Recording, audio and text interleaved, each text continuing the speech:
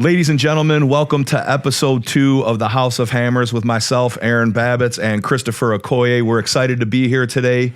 Had a fantastic week and weekend here at the home of the Shamrocks. This platform is bigger than just about life at Catholic Central. We want to share some nuggets with people on perseverance, mentality, everything from diet to workouts to the shoes you like to wear to failing forward and failing big. And we're really excited today. Wanted to talk to Chris Okoye a little bit. Chris, anything special you had going on this weekend you want to share with the listeners? I mean, besides Boys Bowl, it was a really good week. I was blessed with the honor and the privilege to lead the all-clergy prayer breakfast and prayer over the weekend. So they had the mayoral candidates for Detroit there, and I came there and just shared words and prayed over the food. And it was a really positive event. Left that, had a book signing over at Northwest Activity Center. So really great week. Got to spend some time with some of our Shamrocks. So man, it was a blessing, man. A lot of value added, a lot of value given. So I saw you politicking with a lot of the alums that come back that aren't traditionally here, which I'd love to see. And it was for those of you that don't know, this was our homecoming weekend, 81st annual Boys Bowl weekend. We traditionally play our most respected rival, Brother Rice, and we're blessed enough to come away with a 41-8 victory. For me this weekend, it was great to get the Walled Lake Braves 3rd and 4th grade team back in the win column. Fired up. Big win over the Dearborn Lions. I'm back coaching now, and it's really exciting to talk about that stuff and pouring back into the kids at that age. And it makes me think of when we worked together. It makes me think of when I first started coaching here at Catholic Central. It ties into our guest for today, and I'll introduce him in a second. But I want to share one thing that happened to me today. I was over at Ascension at an appointment with Dr. Jeff Michelson at the Core Institute. Shout out to Dr. Michelson. He's been on our sidelines for 32 years, I think, if not more than that. But I was walking out and I saw a former parent of ours whose sons didn't have the easiest journeys at Catholic Central. And I think this parent was going through his own internal battle. And we were walking out together, haven't seen him in probably 10 years maybe. And he stopped me and he just asked me if I had a few minutes. I told him we were getting over here to do the podcast with Anthony and with each other. And he just told me that he wanted to apologize, said he was going through his own spiritual journey right now and was on a different path and hadn't, like I said, he hasn't seen me in probably 10 years and just wanted to apologize. And everything was good with this dad and myself when his sons were here. But I thought it was really inspiring for this guy, this man who I haven't seen, and his sons are grown men now, who I haven't seen in so many years, just want to say he's sorry, just have him self-reflect on things that he's been going through. And it really hit me in a spot today, just because we talk so much about servant leadership and giving grace and apologizing when you're wrong. And that's not easy and sometimes failing forward. So it was just a great moment for me today and just a little bit of a bucket filler. And for me to give this man a hug and tell him, hey, we're good. You were always good with me. I always loved your boys, and hopefully they always loved this place. So that was a great moment on top of the Catholic Central football victory and the Walled Lake Braves victory, and just a great weekend. Also, special birthday shout out. My wife's birthday was this weekend. So of course we get to celebrate the Queen at home, but we are very excited about today's episode, and we talk about servant leadership and things like that. And we've got a hammer of a guest today, and I know he's probably feverishly texting, setting up business deals. But on today's episode of the House of Hammers, we welcome back 1999 graduate CC legend, Mr. Anthony Tomey. Anthony, we're blessed to have you here, and we're looking forward to a great episode. Very excited to be here. Thank you for the honor of choosing me. Right, there's so many people you could have chosen. Very happy to be here and talk shop with you guys about everything from CC to business to baseball to life after doing all this stuff, family stuff. So dating advice for Chris. For young Chris, we're trying to raise Chris as our own child and just help him along in this crazy world. We got to groom him into the man we want him to become. That's the man that you seek to become, man. The Father McKernan, that box with the question mark. Well, part of that episode today is not only sharing Anthony's journey at Catholic Central, at Eastern Michigan, in professional baseball and in the business world, but we're also here to help mentor Chris and get him on his path to becoming an eventual husband and father, as Anthony and myself both are. So get ready. A lot of fire on this week's House of Hammers, and we're going to kick it off with some great content. We appreciate you guys. Lock in and get ready to hammer. Ladies, gentlemen, Shamrock Nation worldwide, welcome back to the House of Hammers. We are blessed to have one of the finest Shamrocks in Catholic Central history with us. a 1999 graduate of Detroit Catholic Central, a former college baseball player, an all-state player here, a state champion here, former professional baseball player for the Detroit Tigers. I know he's excited about the current playoff run that the boys are going through right now, but one of the finest people I've met in my time here at Catholic Central. I got to watch him grow up in the hallways here at CC, and I've got to watch him grow up as a entrepreneur, a leader, a husband, a father. He's now coaching his son's youth baseball team. So I've gotten to see this man grow in a lot of different ways, and it's a blessing to have him here today on the House of Hammers. Ladies and gentlemen, Mr. Anthony Tomey. Anthony, welcome. Thank you guys for having me on. It's an honor to be on here with you guys. I know Anthony is checking out the hallways. One of the businesses that he owns is called Born in Detroit. It's a clothing line, and it ties into a lot of the stuff we do here at Catholic Central. So I know he's been sniping kids in the hallway, taking a look. And obviously, there's no need to reintroduce our co-host, Mr. Chris Okoye, Catholic Central graduate, Hammer. Also, I think I might be the only one on today's podcast that wasn't a professional athlete in any way, shape, or form. Clean that up, Aaron. Slow pitch softball champion, though. Yeah. Leaving for Florida, that counts. Yeah. We'll count that. Pave the way. Yeah, pave the way. Pave the way, man. Yeah, I appreciate that, Chris. Always, man. That's why I have him on here to gas me up a little bit. But the way we want to start with you today, Anthony, is just the 2-minute you. This is a segment where we give our guests an opportunity to kind of explain themselves in 2 minutes. When Chris and I did it, we used words like devilishly good looking, intelligent, great leaders, things like that when we communicate about each other. You know, we're very humble. Sure. And I know you share that same trait. I do. Very sure of yourself like we are, but I know that comes from a lot of hard work that you've put in. So if you can, give us the 2-minute you. Yeah, definitely. Thanks for having me on, guys. I came here a boy, right? Catholic Central, left here a man. And that's one of the biggest things that's ever molded my life to what it is today. I was always pretty big guy, pretty good at sports, pretty good athlete. And I figured out I wanted to play baseball, and I thought that's what I was going to do with my whole life, right? Like that's every kid thinks that. I think, well, I'm going pro for sure, right? Until you get to that point, you're like, man, I throw really hard. I'm really good. But everyone else that's here also throws 95 miles an hour with a slider and a changeup, right? So Catholic Central brought me to where I am today, 100%. And I give back because of that. I give back not about anything money or anything time. I promote this place like I don't know if anyone else does. I mean, I push this place to everybody. I love it. I'm a family man now. I got my wife, Rita, my boys, Anthony, Nicholas, and Luca. But this whole thing started here at CC. Got drafted we won the state championship my senior year. We should have won it as juniors as well. No, I won't get into that of why that happened probably, but I probably should have just stayed in and pitched the last inning. Yeah, that's fine. Listen. This is about honesty and radical candor. So go ahead. So had we done that, I think we were planning on playing Drew Henson the next day in Brighton. They ended up losing anyways. We should have just kept me in the game. We would have probably won that game and won the state championship back-to-back years. Coach Moran, Coach Salter. Good old Skip. Good old Skippy. Makes sense. But yeah, graduated here. Was drafted by Cleveland Indians. Had a choice, right? I had a full ride to Eastern Michigan. I wanted to go pro. My dad was like, you are not going pro for $150,000. So ended up going to college, had a great time there, drafted by the Tigers.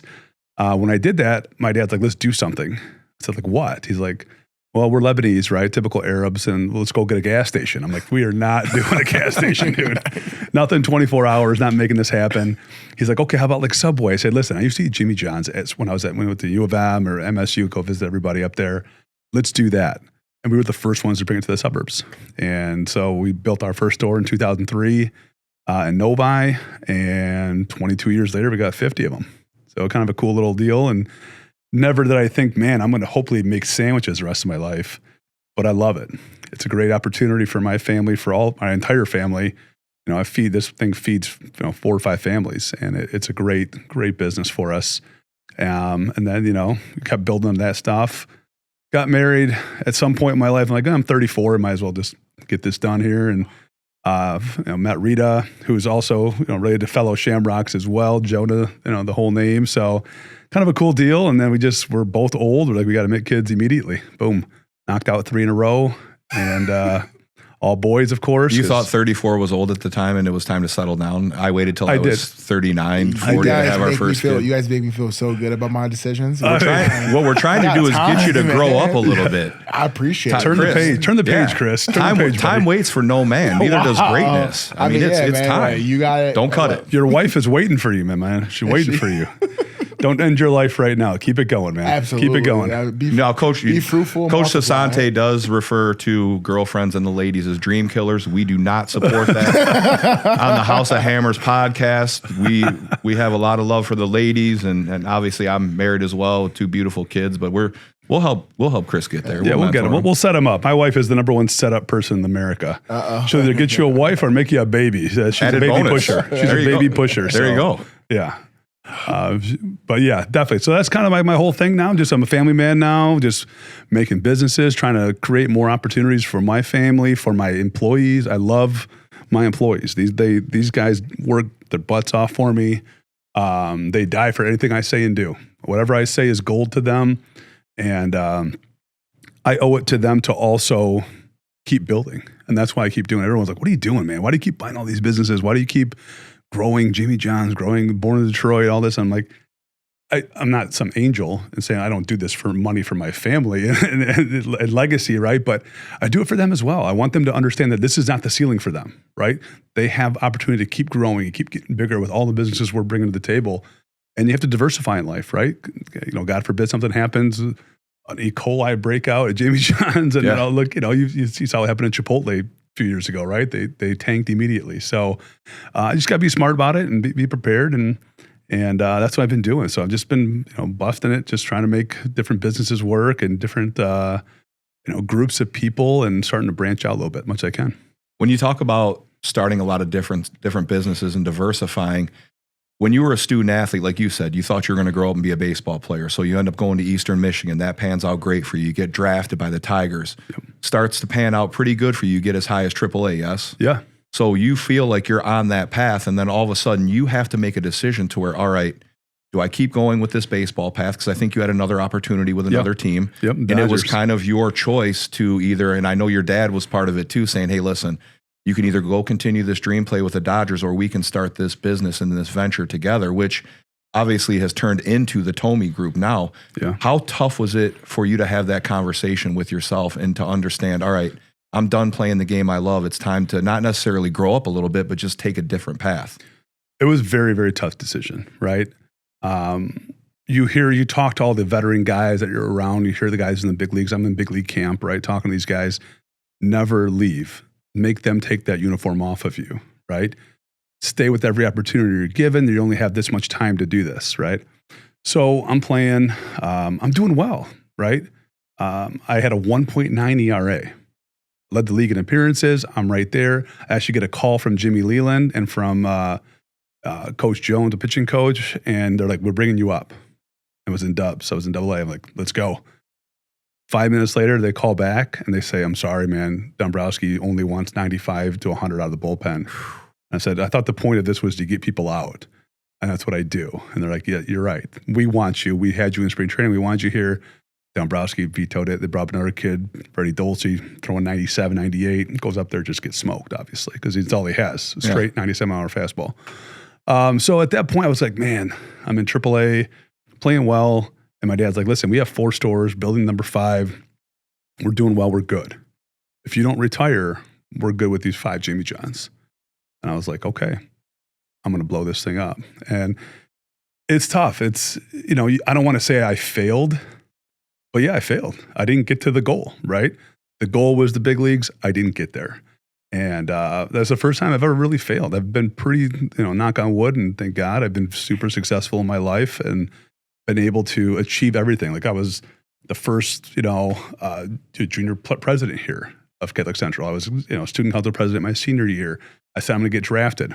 Got drafted out of high school. I said, I'm going to get a full ride, to college, which you can't do in baseball. There's only 11 scholarships. I got a full ride, right? Everything I said I was going to do, I did. And I didn't reach that goal finally. And it kind of humbled me a lot. Like I said earlier, like you get there and I was the best pitcher in the state of Michigan, right? I was the best pitcher in the MAC. You get to the pros and I'm 94, 95, fastball, changeup, curve. everyone's there. Everyone's 6'4", everyone's throwing 95 miles an hour, or else you can't get there. So you have to separate yourself somehow, and I did, and still didn't get the shot. So it's disappointing for sure. Humbled me, but made me hungrier to succeed in everything else I was going to do in life. Yeah. Chris, I feel like you had a very similar path just with what you went through with football and stuff like that. And we talked about that on the last episode. Did you feel that same thing when it was time? Did you realize at a certain point, like, all right, this is the end of my football journey? I know you continue to train, like, you know, and who knows, maybe someday you get a call or a chance, but I feel like you kind of had that same thing. Did you feel like, this is what I want to ask you, did you feel like you failed because you didn't make it as far as you had hoped? Now, granted, you made it into the NFL with a couple different teams, very successful in the USFL and UFL, but did you feel like you failed in that instance? Kind of speaking about like we did last time, I think because I went here and we do such a good job of like the well-balanced man to where I never just put my full identity into it. I think different from Tomey, like he was like a complete hammer his whole entire life. My career started off a lot slower. Like I wasn't like the best in my class as a freshman or as a sophomore, as a junior. So every opportunity to me up until I retired at 27 was like, wow, I'm blessed to be here. Yeah. So it's like every opportunity, kind of similar to my book, it was just, I was always so grateful for each and every day. I just think I was never overly like long-term thinking about it, to one day I just looked up and I had been playing for 6 years. And I was like, so I think I just took it very day by day. And so, yeah, I just felt like it was just a part of the journey and using that platform to be able to speak and mentor young men, honestly. So I wouldn't say I felt like a failure because it was never a goal of mine. You guys kind of made me play football when I came here. My goal was to be a lacrosse all-star. So, yeah, no, it was different. Which I know was a tough choice for you. You had that 1 year lacrosse and you were like, all right, I'm 330. I don't really see it translating into a professional lacrosse career. Who knows? Yeah. You might be some time left. I don't know. UNC called, right? They were talking to you. Yeah, like, little Johns Hopkins camp. I can't believe I'll tell you this. What helped Chris that year is that we had baby blue, white, and gray camouflage shorts that said, "Inspire us evermore" down the legs. And that was part of the reason why I think he tried out. Then he made it, and we were just like, what in the hell? But if you still had those, they were the most fire shorts we've ever had. We talk about failure and how you feel like you failed because you didn't get to that level. You felt like, and you had those goals set for you, which you had checked off along the way. For you, it was a bonus, but still, I know in your heart a little bit, you feel like you have more left on the table. And I know you did when you walked away from the game.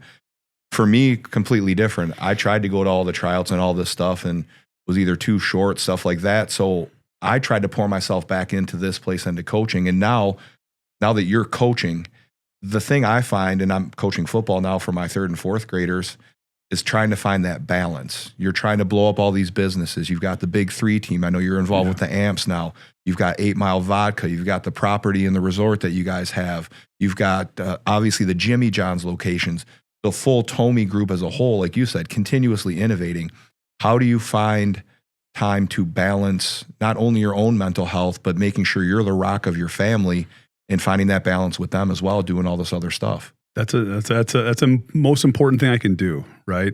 I've had to prioritize a lot of different things, right? Everyone asks me that question. How do you do all that you do in one day? And I said, well, not real big on sleep. I sleep about 4 to 5 hours a day.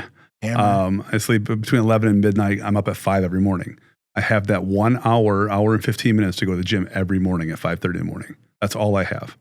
You stay at home or get out of the house? No, I leave. I have to leave. I go to Lifetime every morning, knock it out, hour 15, get back, get the kids ready for school, get them breakfast, lunch, take them to school, come back, shower, and go to the office.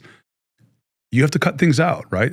Much as we're the most social people in America, Rita and I, during the week we don't do stuff, right? We're locked in with the kids, with their sports. And I've worked really hard for the last 22 years to build my business to a point where they don't physically need me every day. And so I have the ability to leave at 3 or 4 o'clock now. If I need to go to practice, go help out with picking up the kids. We have 2 schools still right now. Hopefully next year we'll be at 1, but we have 2 schools right now. So it's a lot of different things. You got to prioritize. You got to be very organized. I'm very organized. Like I don't miss anything. I purposely plan my day according to what I have going on, right? And I have the ability to take a surprise if I need to make a surprise somewhere and show up and do whatever. But that's a huge thing for me, is to be able to take care of my family. That's the biggest thing. The boys, Rita, we got to make sure those are good. My buddies, my friends, everything else we're doing, all the other activities. I sit on 4 boards. Like a dummy too. Like I say, yeah, I'm the big yes guy. I was going to say, I have a feeling you have a hard time saying no to opportunities. I have a tough time saying no. And I also did sucker Anthony into giving a partial sponsor to our slow pitch softball team. So I took advantage of him. I'm also on the basketball committee here, which I play basketball here. I did play. I started as a senior. I was respectable. I knew what I was doing. I wasn't trying to shoot threes. I banged You down stayed low. on the blocks. Yeah, you were in the down key. low. I made my layups. I got a bunch of boards. Set a bunch of picks hard as heck. Nobody was coming in the lane. I had no. That's a fun fact. Oh, I could no hoop. clue you play basketball. Oh, I hooped, man. I could hoop. You won't even pick up a ball. Yeah, no. I've seen you try to dunk a couple times. You never see me try. All I have in me is a nice dunk. We can't show video of you. I can upload the footage. I can upload the footage of you taking the lacrosse shot on the field the one day. I don't want to get into this in front of Anthony. I had my lacrosse stick by then. Okay. I mean, no, I could hoop a little bit. I mean, I knew my role. I'm in the box out champion of the world. I'll box out anybody. We played one of my biggest. You've got a strong lower core. I'm bottom heavy. Put it that there way. You go. Bottom heavy. And my greatest accomplishment was we're playing in the River Rouge tournament, which River Rouge was amazing. But I remember they had Duez Henderson, Brent Darby. Loaded. They were sick. They were probably like top 5 nationally. And we're playing against DePores, who had the number 1 player in the state, which had Aloysius Anaganye. And went to state, right? Yeah, went to state, national champ, everything. Started as a freshman that year. So there was 3 amazing teams and us, right? And I was the starting center at 6'3", and I had to guard this guy. This guy had a wingspan of 7'3", and I end up scoring more points than him and having more rebounds because Coach Karate said, wherever he goes, you stick your ass into his hip. And I was like, all right, I got it. I can do that. And this guy came up to me. He's like, I've never had anyone guard me like this. This was the most. I hate you. He told me he hated me. And I was like, all right, I did my job. Yeah, job well done. I did my job. I made 3 layups on putbacks, which he wasn't even guarding me because he knew I wasn't going to shoot. And I just got a rebound, boom, did my thing. So yeah, it's one of those things where, I think I just took advantage of all the opportunities that were given to me, right? In life, in everything, in sports here at CC, in life, people give you that chance and you have to take advantage and work hard to make it happen. And I wasn't afraid to do that from day one. I was making sandwiches up till like 2 years ago, right? During COVID, I was delivery driving. I was making sandwiches, opening stores, closing stores, whatever we had to do. We lost 300 people right after COVID. We come back in April, we lost 300 employees. Went from 800 to 500 and opened up every one of these stores, and I was doing it every single day. Well, I've heard you tell some of the stories of how you guys not necessarily stayed relevant during COVID and during those shutdowns, but what you did to creatively generate business, giving sandwiches to first responders and things like that. Share some of that with the listeners on how you guys were able to survive and how you innovated. Yeah, I mean, we were scared. I mean, we were trying to stay open for that first week, right? Everyone was shutting down and business, we were essential, right? Pretty much. And our employees started talking, underneath their breath, like, oh, these guys don't care about us. They care about money. And I'm like, I'm closing stores at 3:00 every day. So we ended up shutting down all stores for 6 weeks. And we're like, what's going to happen? We don't know what to do. We stayed home for 2 days. And I can't stay here with these kids. So I just came to work. I came to the office every day and I got a call from Jeff Glover, real estate guy, big time real estate guy, a good friend of mine. He's like, hey, I want to feed these first responders. I'm going to give you a couple bucks. We can do this. He gave me a bunch of money. And I'm like, okay, we'll make it happen. We publicized it on TV and then on social media. And then everyone started coming, hey, if I give you 1,000, if I give you 5,000, I'll give you $500, can we feed these, boom, boom, boom. So Michael and I started going in every single day, we had all this food, right? We had all these vegetables. We had to get rid of it. We were going to give it away anyway, but we ended up giving it away to all these food kitchens. And then we're like, okay, we have all this stuff we have. Let's go do this. We opened up Grand River and Haggerty, our first store. Every day we opened up, we were making $2,000, $3,000, $5,000 a day, just making subs for first responders, for hospitals, for whomever, right? People were giving us money, put it in their name. Basically just the two of you. Just 2 of us every single day. Thank God you love your brother. Well, yeah, I mean, and my sister would have come help too, but she just had babies and we're like, listen, you just stay home. And we're just in there just knocking it out, delivering it and going home for the day. We were doing $20,000, $30,000, $50,000 a week just doing this and giving discounts and giving whatever. Like we weren't trying to make money per se. We were just trying to get not throw away all this food, not just waste everything. We just started doing it, and then all of a sudden it went huge, and it became like a moneymaker for us. And then we opened back up, and business has never been the same. Yeah. I mean, we went from, I think we finished at like 32 million in 2019 in sales. And then as of last year, we finished at 48 million with the same amount of stores. Yeah.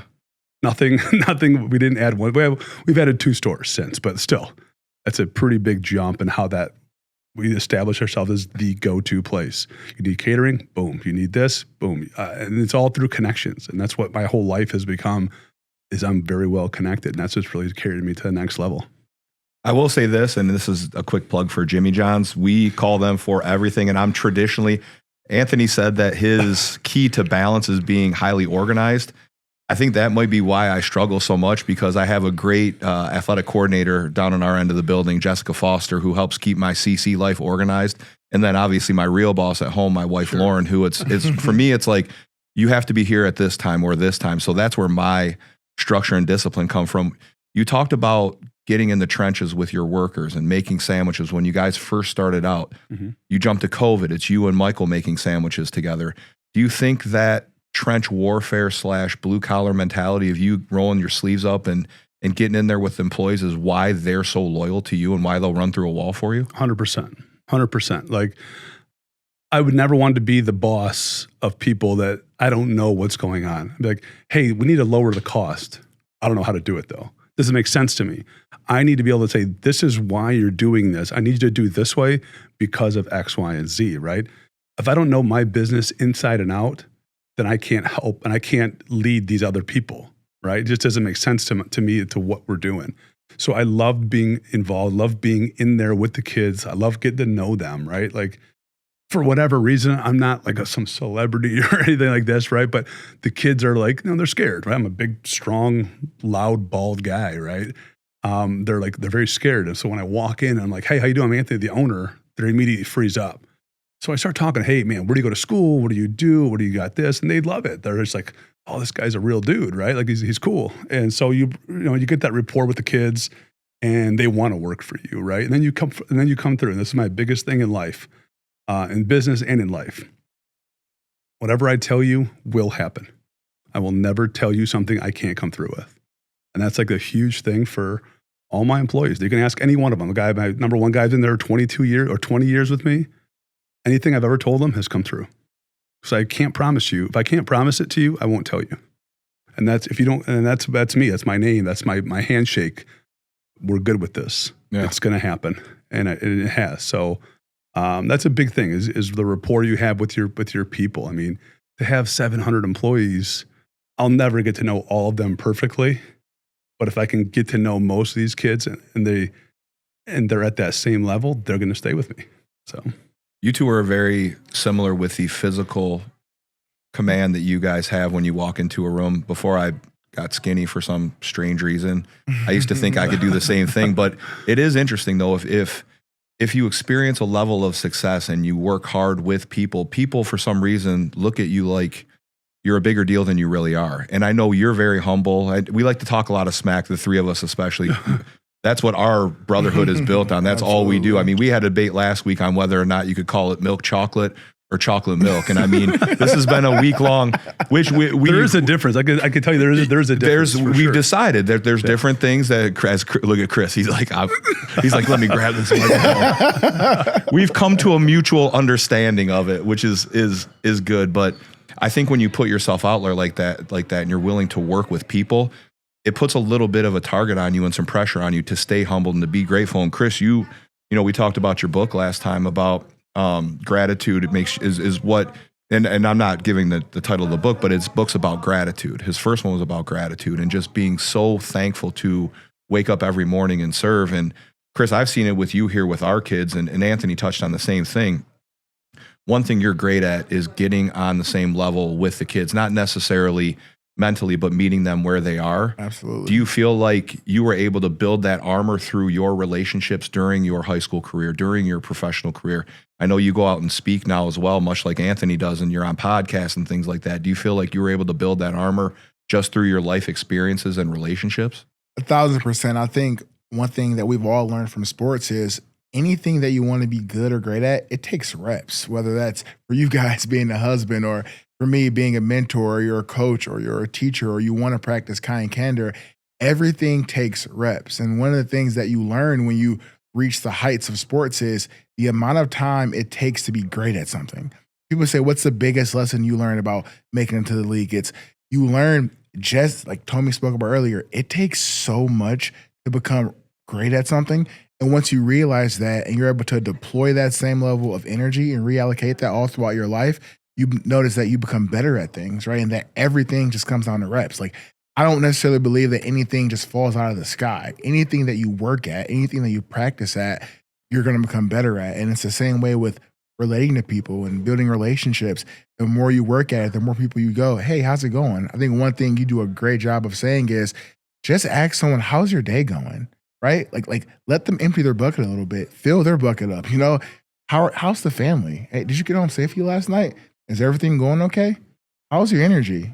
You know, I think just coming big on those exchanging of those pleasantries as the captain, when I was a junior, we had Wyatt Shawman, he was one of the captains, and he'd always say, like, make sure you tell people to get home safely. He'd always tell me that. He's like, people will always remember you if you say, hey, make sure you get home safely, right? And so just always practicing just being like that type of person. I believe that's where I got it from. It's just consistency of doing it and seeing the people that I love and respect being that way, you know, seeing the Tomeys, like you guys were the generation that I got to look up to as a young man. And I think sometimes you guys forget that. Like, I was in awe of you guys at 13 and 14 years old. I remind you daily. I remind you daily. Oh, Lord. See, nope, cut that. We find a way to. But you do bring up a great point, though, and it is true. And I think about the two of you guys and in my interactions whenever I see you.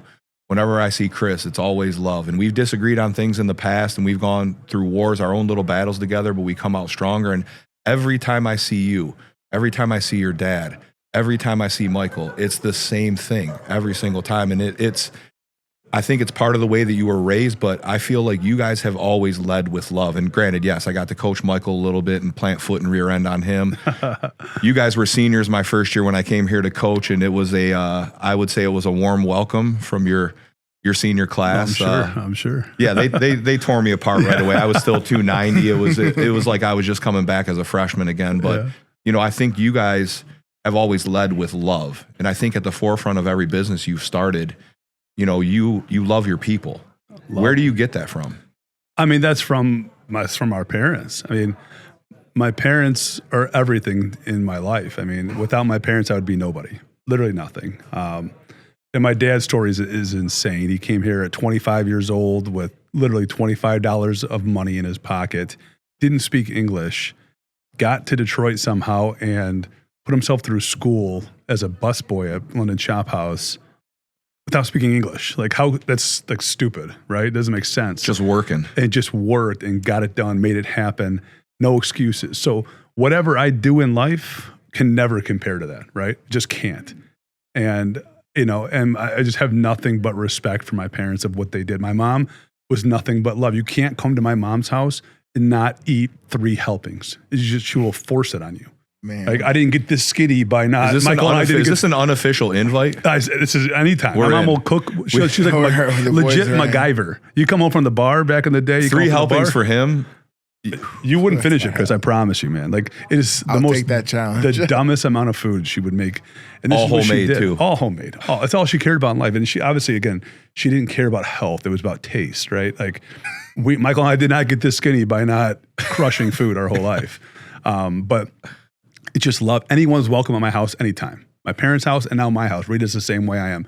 We have parties. We have anyone. It could be Tuesday night. Hey, everyone, come on over. Let's just knock this out. Let's go swimming. Let's do whatever. That's just how we are, man. We're welcoming people. I love people. I don't love to be by myself ever. I'm kind of like, you know, I don't like to sit by myself and do nothing. It's just not what I do. I love people, love everyone to be around. You know, and it's a huge part of our life. It's our culture, right? It's the Arab culture. It's the way we are as Lebanese people. But my dad always, like, you know, my dad's a little dude, man, right? Just a little small little guy. And I've never seen him glow more than when he sees all these people know, like all of us, me, Michael, Christine, like everyone now knows who we are, what we do, and he just like glows, right? He wants none of the credit ever, his whole life, right? He just wants us to be happy, us better than what he had, my kids better than what I have, right? And that's, I think, everyone's goal in life, I would assume, is that your kids carry on your legacy and do better than you. And that's just where it comes from, man. It's definitely not easy. I had to talk with the boys, and I've talked to Chris numerous times about that. And my kids look up to Chris like he's their uncle. They love him and always have since they were little. He's been around them. But I'm constantly trying to tell them too, like there's only one way to lead. That's to lead with love. But on the other hand, I also tell them, and they're 9 and 7 years old, guys, daddy is raising you like this so you guys can survive when I'm not here. 100%. And that's tough to say to little kids because I'm 50 now. I'm getting older. I don't feel like I'm old, but I know when I say those things to those little boys that at some point I'm not going to be there for them, to protect them, to take care of them, and to love them. So I just try to do, and I steal little things from you. I steal little things from Chris and Sean Silva, who we have over here helping us with the podcast, who does so many great things. He's got his own band. He's got a new record out. Right, give you a little plug there. So baby Sean. I appreciate that. Yeah, we could throw you. I in can for sing. I can sing. I'm a big time like boy band guy. I sing. I went to a Backstreet Boys concert. I can sing. But do you have the dance moves to back I it have up? zero negative dance moves. I have no coordination with that, but I can sing like you've never seen. Oh, nice. That is. Does that mean you're going to sing right now? I mean, if you want me to throw out a little, I want it that way. I'm not afraid. I've had a feeling that was. I don't know if we want to. That might hurt future business. Listen, I don't want to deter your listeners, but maybe a different time we'll do a little karaoke and I'll show you what's up. Yeah. Anthony like a shamrock Tomey, karaoke. servant leader, entrepreneur, former pro athlete, boy band fan. The number one. We're peeling layers away. This is a great story. So Backstreet Boys for you. That's we like went to your crew? we went to Backstreet Boys for my birthday actually in August. This year to the Sphere. They were at the Sphere, right, in Vegas. Huge, crazy. It's a white out. Everyone's wearing white. Obviously, there's 1 billion women there, right? Young, old, everything, right? Most people like our age, Aaron, because that was our time, right? So my wife and my brother-in-law and his wife were there. And I had a straw. That was my microphone. I knew every word to every song besides one. I'd never heard of this song, Siberia. And so we're done with the concert. We're waiting. Rita went to actually, my brother-in-law went to the bathroom. And we're waiting in the lobby of the Sphere. And these 2 girls walk up to me. And she goes, I just want to let you know you were amazing tonight. And I said, like, what's going on? What are you talking about? She goes, I've never seen a grown man sing every single song to the Backstreet Boys. You were amazing. And she looks at Rita and she goes, can I give your husband a hug? Rita's like, yeah, sure, whatever. So she gives me a hug. She goes, that was so good. I'd like to watch it again sometime. And I'm like, well, thank you. It's just a little weird. Whoa. But that's how on point I was at the Backstreet Boys. Are you thinking of starting a boy band cover band? I would have, dude, I would do it in 2 seconds. Or the 3 of us just start 2 our own. seconds. Sean, you Nice in? little cover band. We can make that happen. I mean, I'm not even, there's 0% of me kidding. You might be onto something with the Shamrock karaoke night, though. I could see that. That could be a real cool little thing, man. I would be all. We had thousands. That'd be a great fun. I'd be all in 100%. We could do it wherever you charge $5 at the door. All proceeds go back to CC Athletics. 500. Boom. If you're singing boy band songs, we're charging more than $5. Perfect. Little plug right there. I like it. Why not? They better sponsor us, Liberty Mutual. No, but back to you guys talking about always leading with love. I think one thing that I've been able to notice since I was young with you guys is that not just leading with love, but leading by example. I think Yes. when I was younger, and especially in my early adulthood, you were always someone I saw, but you were more like this superhero figure that I never got to interact with. In the past couple of years, now that I'm like, more involved and we've had conversations, it's like, I want to give you your roles that I've always seen you around pouring into me, pouring into the kids, making sure that we have beverages, making sure that we have food, making sure that we have good mentorship, making sure that we're saying, this is what it looks like to be a Shamrock brother and come back and give back. And that's something that I don't think that you guys get your flowers enough for, is that you guys have been giving back and pouring back, not just with love, but with action and leading with a great example for like decades now. And I just wanted to just mention that because I think we talk about a lot of theory sometimes, but like, no, I mean, I can look back to when we were getting Jimmy Johns from you when you were around my age or maybe a little bit older, but you're coming, giving back and sharing kind words and doing the same things and just growing that scale with that. And so, I don't think we spoke about it last week, but I think the best leader is the one that leads by example.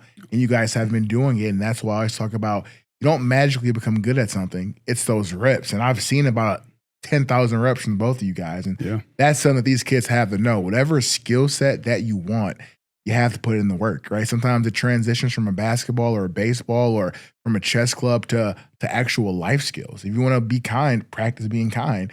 You have to practice those things, and you guys have done a really good job at that. And so I just wanted to, give you guys I want to piggyback on that too. That's it. I mean, you can lead with whatever, but if you can't walk the walk, you can be all the talk you want to do. You got to lead by example. And that's a huge thing. I mean, people ask me this all the time. So, my kids go to Lady of Sorrows, right? And Dan Collins actually sent me an email before. I've been there for 3 years at Sorrows now, so 2s in third grade. Before that, Our Lady of Sorrows was 92% St. Mary's, 8% CC of the 30 to 35 kids they have there. Since I've been there, it's been a total flip of actually 94% CC, the rest of it St. Mary's. And he's like, thank you, Anthony. I know most of this is you. I'm like, nah, it's not me. He's like, no, they literally told us we came here because we talked to Anthony. And the number one question I get from all the moms there is, why CC? What's the deal there? Like, it seems like almost a cult. I said, listen, I can explain it till I'm blue in the face.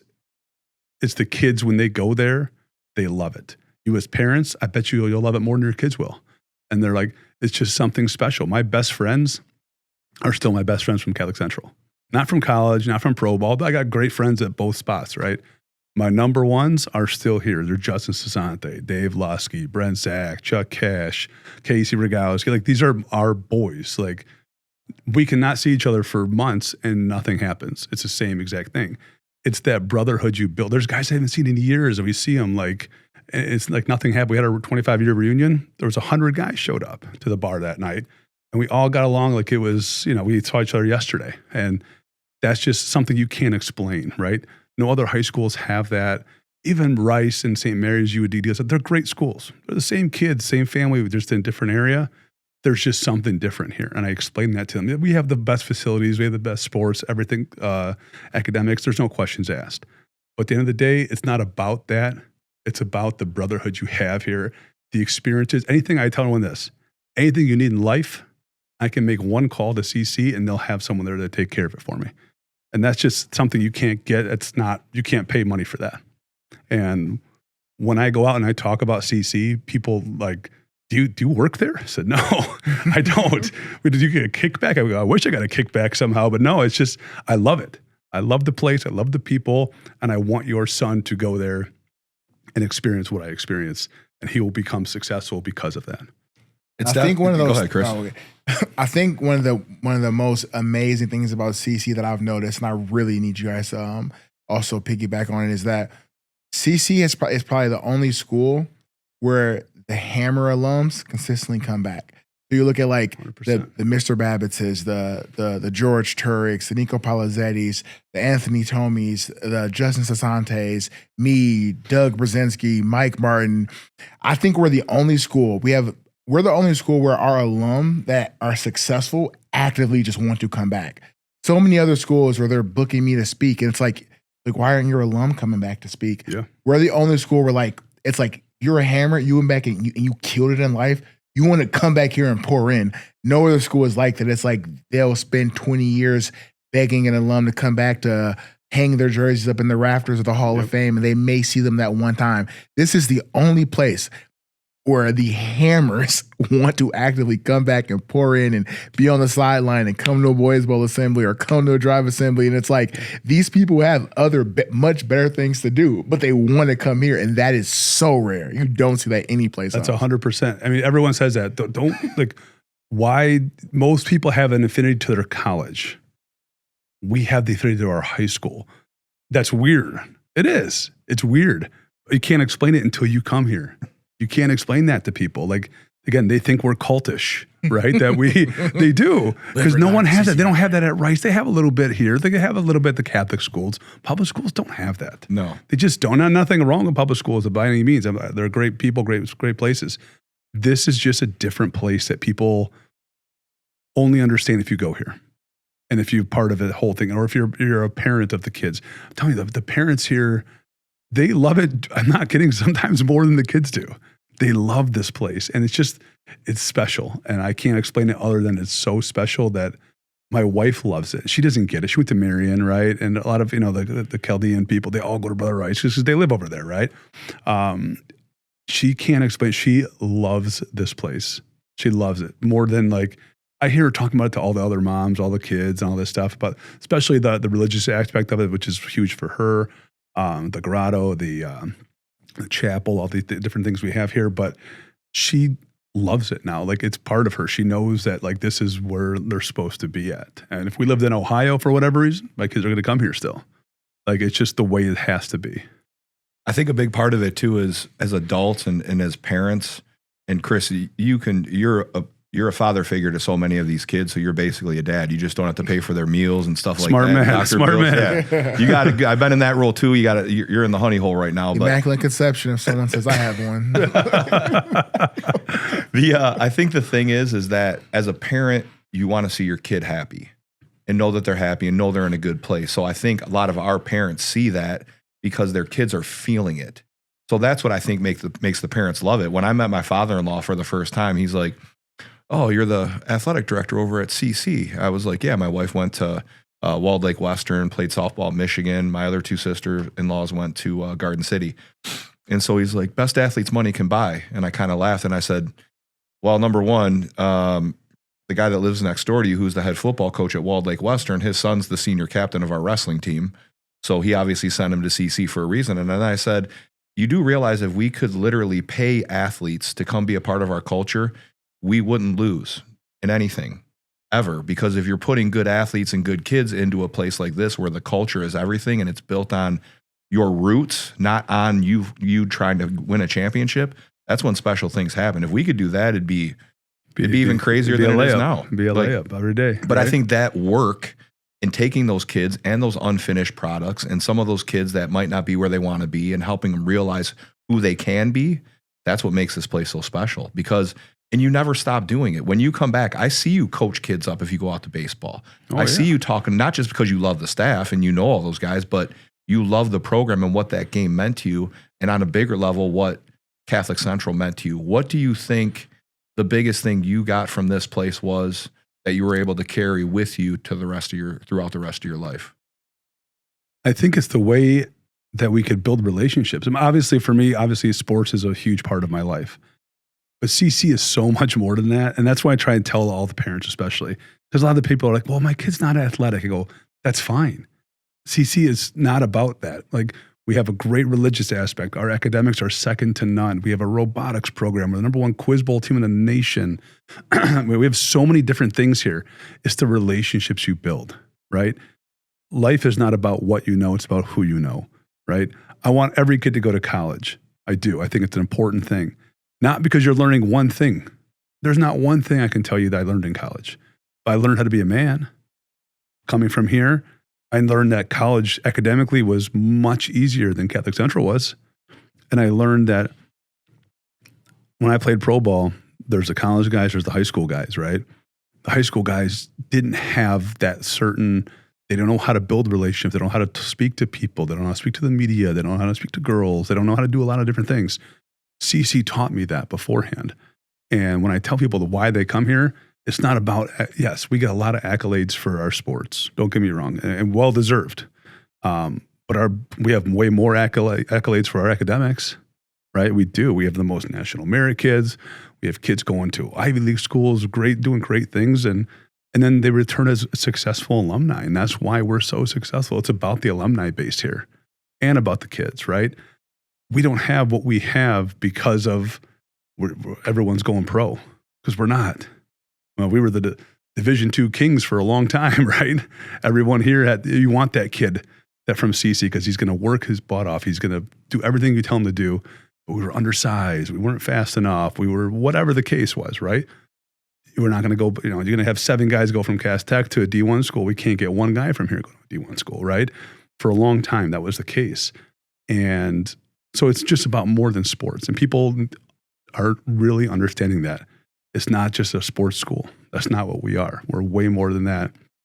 And our kids and our alumni and our people are just good, original people. And then that's what's going to carry this place forever.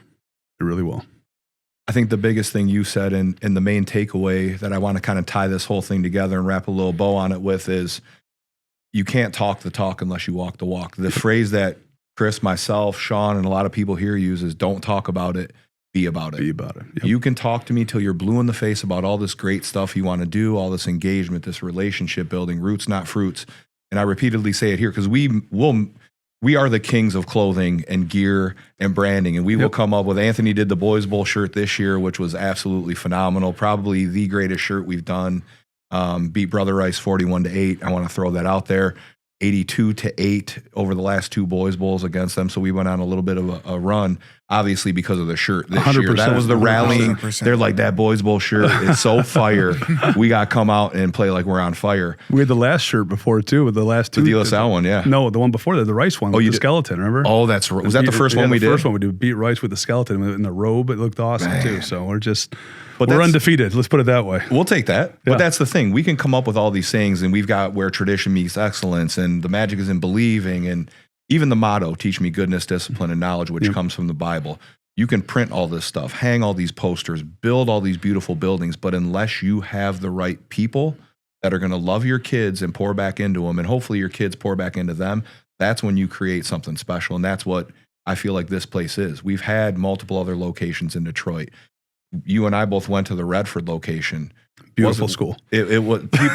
I would bring guys home from college. I went to Hillsdale. They'd come home with me and they'd be like, "This is it," and I'd be like, "Yeah, isn't it great? Like this is the." And they're like, "No," because the building itself wasn't what it was. Maybe the worst high school physically in the state. It was terrible. Water leaking through the ceiling. Certain locker rooms you couldn't even go into because they were hazmat situations. We had no stall doors in the bathrooms. I also think that's why we might be so healthy, because we probably caught everything. We're immune to everything. You could catch there. We're immune to everything. We might have started a few things. Not to say that the Novi guys are soft, but you know, you had it a little bit nicer here. Absolutely. Yeah. But we built that up for you. But you know what? That proves the whole thing, though. Trying to get out of the hood when I came here. That proves the whole thing. You start from humble beginnings. You keep building and building and building, and the people pour back into it. And look at this place. This is the greatest high school by far in the state of Michigan. Nonetheless, I'm not kidding when I say it's probably a top 10 in the country. Right? There's some crazy places out in Texas I've seen, but overall, you will not get a better facility. And we want that. Again, you want better for your kids than you had, right? We want better than we had at Breakfast Drive. We want it here, right? It's the same kind of thing. It's just what we do. We just make it happen here. And people don't understand. They don't get it.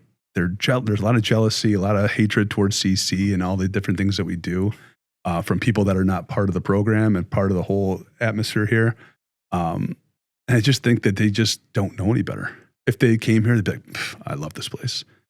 It's a different feel that you can't explain again, unless you're from here, went here, or had a kid here. All three of us hear the rumors, and Sean included. I know he does too, because he runs in a lot of circles. Being so in tuned at CC, you hear a lot of those outside conversations and what people think about this place. And we're constantly telling the kids, the opinions that people have outside of these walls don't matter.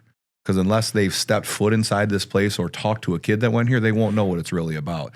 I've brought people in this building that have gone to rival schools. There's people here that have worked and gone to rival schools that are now Shamrock employees, and they will even say it's way different than we thought it was. Because you hear all that talk on the outside.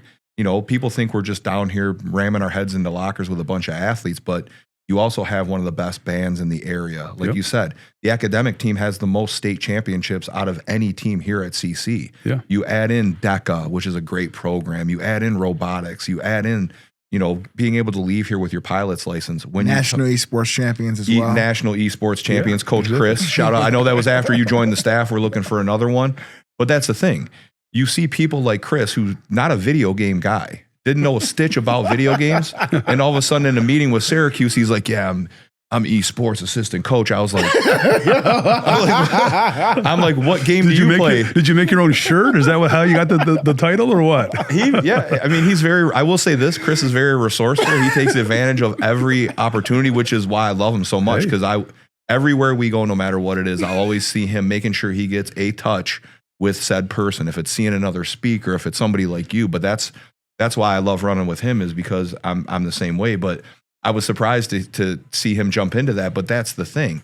You see guys get out of their comfort zone here. You see people like you said, you got out of pro baseball and you're like, I'm going to jump into the trenches and start making sandwiches. And it turns into you opening, how many total stores do you guys have now? 50. 50 total stores. Yep. On top of what other businesses can you share with us that fall under the Tomey Group? The Born in Detroit, our apparel group. We're shop in Detroit now. Yeah, we're in Detroit. We're at the airport. We have a restaurant. We're signing our first franchisee down in Louisiana, Born in Louisiana, building a store on campus at LSU. We're going to start opening up different franchisees throughout the whole country. We have a few in the pipeline. It's becoming from a $500 investment to what it is today, off of nothing. So, 8 Mile Vodka. We got the Detroit Amps. We have all of our real estate. We have besides the resort. We have a bunch of other real estate apartments and buildings and shopping centers. We have, and we're just trying to diversify all these little things that we're doing. But yeah, and we're building more. And we have one big announcement here coming pretty soon. CC related, which is great. I tried to needle you on this before, so we're not going to be able to get it out of you. We're not. There's NDAs involved in it, or else I would spill it in 2 seconds. But it's what if me and Chris both headlock you repeatedly? That may get it out, or I may die either way. But I'll go out on top, right? But yeah, it's a pretty cool, really cool thing coming up, and it's going to be big news for CC. I think it's going to people will be like, I didn't see that coming, right? And then we're going to blow it up. It's going to be awesome. Any chance you tell us off the air after? I can tell you off the air. Yes. All right, good. I won't say anything. Chris won't say anything, but I can tell you're excited about it. Yeah, it could be really, really good. If you could leave the millions of listeners that are going to watch this podcast once we pump it out, right, Sean? Just mass marketing, just nonstop mass marketing. If you could leave one takeaway, the one takeaway I got from you, obviously, is how much you love your people, and that's why I care so much about you and why I know I can come to you with a lot of things. And I will say this, I try to come to you with a very light hand. And I don't know if you've noticed that. And I'm always very gracious. And I'll always say, Anthony, you give so much to this place. And I hope people thank you. And I hope that they tell you how important you are to the Catholic Central community. If you could give people one takeaway of what has helped make you successful, one thing for them to take away from this podcast, just from this little bit of time we got to spend together, what nugget can you give them in regards to them being successful just in any aspect of life? Do what's given to you, right? Again, I thought I was going to play baseball my whole life. At no point was I like, man, I really want to make sandwiches. This is a really good deal for me. But that's what happened, right? And you got to take it and you run with it and you be the best at what you do. Like anything I do in life, I want to be the best at it. I'm going to be a poop shoveler. I'm going to be the best poop shoveler you ever see in your life, right? I don't know anything about clothing. Zero, negative. I wear the same stuff every single day, right?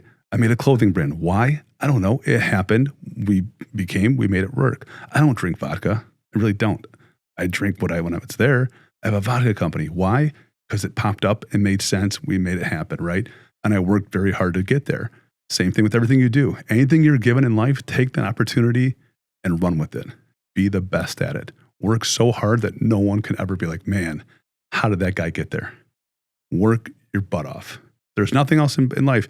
Nothing is given to you in life. I don't care what you are, what you do. Nothing is given to you. You have to earn everything you get. And that's like the biggest thing I can tell anybody. Whenever I do talks or consulting or anything, and I say, guys, you can open this business all you want. If you're not going to work it, you're going to fail. If you open the doors and think that's going to make you money, you are incorrect. If you don't know your business inside out, those people will rob you blind. You have to work. Nothing is given. If you don't want to work, then you're not going to be successful. It's a real simple formula. I love it. That's exactly what the House of Hammers podcast is about. It's about building your mental armor, your physical armor, your spiritual armor, whatever it takes for you to be successful. And we consistently bring great people on. Anthony's going to be tough to beat because I've got to watch his journey. I've got to watch him try multiple things. Very rarely does he fail because you, like I said, you speak it into existence, and you've had a pretty good streak. And I love seeing it. And I love seeing you get excited about new opportunities. I love when you come back. We've had some great conversations and some tough ones that we've had and things that we've worked through. And it's all for the good of just our brotherhood and the brotherhood here at Catholic Central. So we love you. We appreciate you. even though you're younger than I am, a little bit older than Chris, but you're a hero to me because for me, it's seeing our people happy and seeing my brothers here and some of my Shamrock sisters and stuff like that work in the building. I love to see people happy, doing what they love and flourishing in life. And that is my bucket filler. So every time I see you, every time I go to Jimmy John's, even though I know you're not working at some location and wherever it might be, I just think of you right away and just like, I think of your journey, and that to me is inspiring. And I love watching you coach, and I love how excited you get with Tutu's team and knowing some of the players on the Bulls and in that organization. Just watching you balance life and the way that you move, even though, like I said, I'm older than you, it's inspiring. And I hope that the people that watch this can take just a little piece of that love that you have for your people, the way you walk the line and the way that you do everything you say you're going to do with a high level of love and commitment. If they can take a small piece of that, we're making this world a better place. So on behalf of everybody that came before you at Catholic Central and the rest of the Shamrocks that are coming after you, you are one of the giants whose shoulders we're standing on. And I know you don't plan on going anywhere anytime soon. So nope. As long as I'm here, as long as Chris is here, Sean, and so many other people that we're going to blow the doors off of not just Catholic Central. This isn't just for Catholic Central. This is for anybody who wants an idea of how to just get better and how to be more grateful, like we talked about, how to find the key to happiness, how to start new businesses and maybe fail at them or have a high level of success just built on your work ethic. That's what it's really about. So like I said, honored to have you today. I love you. You're one of my favorite people here at CC. It's always great to see you because you always have that big smile on your face. Your dad is still the most intimidating one in the family, hands down. Michael, we know we're working on him still. He's a work in progress. We'll get him to smile soon. But I'm proud of you. I love watching the growth of you, your family as a husband, as a father, a mentor, my Shamrock brother, and just a good man and a perfect example of what we want a Catholic Central Shamrock to become, to be, and to continue to become. Because I know that you're still growing on your journey, and we love you here. So I want to say thank you on behalf of CC, and I know Chris feels the same way. So we love you, man. Well, thank you guys for having me on. It's an honor to just be chosen to be on here with you guys. I mean, you guys have a million people to choose from. So thank you guys for everything. I love this place. I love you guys. I love coming back. I love being here.